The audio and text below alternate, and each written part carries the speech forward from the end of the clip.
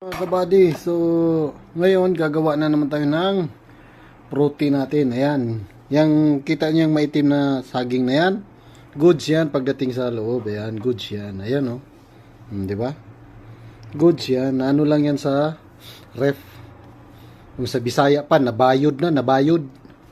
Ayan, at itong avocado natin. Ayan, avocado at itong gagamitin nating peanut butter. At itong milk. Ayan, milk. So, tara. Gagawin muna natin nang makainom na tayo. So, ayan mga kabady. Ang ganda ng avocado. Ibang klaseng avocado to.